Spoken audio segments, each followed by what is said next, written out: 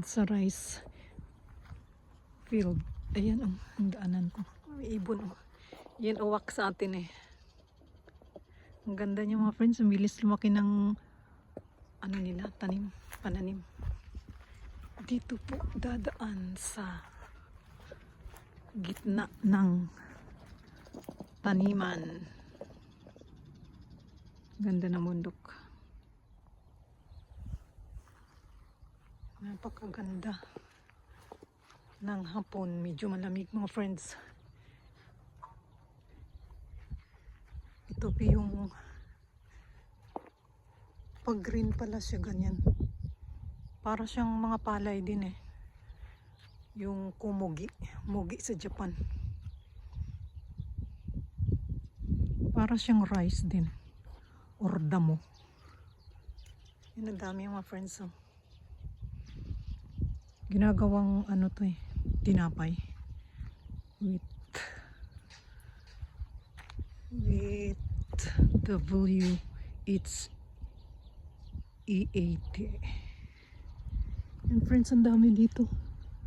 Maganda. Ito yung bulaklak, ang dami. Ang dami niya mga friends. Ayan.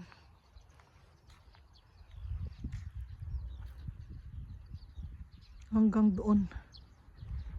Malamig. Still a little bit cold. Lapad oh. Parang mga rice din siya pag sa malayo. Komugi, Mugi in Japan. Para siyang mga rice din. Parang damo din. Ganyan pala ang kulay niya mga friends. You can see. Yan oh. Medyo sa malamig siya na bubuhay. Hindi siya pwede sa ano, sa mainit. Dami. Yan ang mga ano nila, produkto dito. Mga tanim. And then the rice. Yan ang mga rice. Yan ang mga rice naman. Ibahay doon sa ano, sa bundok-bundukan. Dito lang po yan sa aming village. Ayan, napakaganda niyang tingnan. Medyo malamig pa rin ngayon.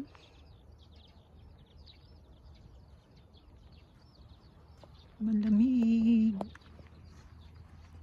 na hapon. Ang weather dito, ang panahon hindi mo alam. Pero malapit na magsa-summer. Sa katapusan, June by June, summer na. Start na ang summer dito.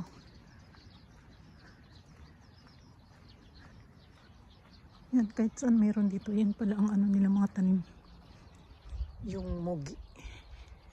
Ginagawang bread. At then pasta, ganyan. Healthy yan friends. Yan, the rice field. Doon naman mga rice yun. Doon, hanggang doon. Rice. Puro rice. Green na green friends. Ito yung papunta sa aming lugar. Sa aming village. Doon, yung mountain na yun. Yung ano may, yung aso ko. Hindi namatay hanggang doon kami sa tuktok ngayon. Hanggang doon pala friends, marami din oh. Marami din pala mga tanim doon. Yun pala mga tanim talaga nila. Wala masyadong vegetables dito. Sa ibang lugar naman yung mga vegetables.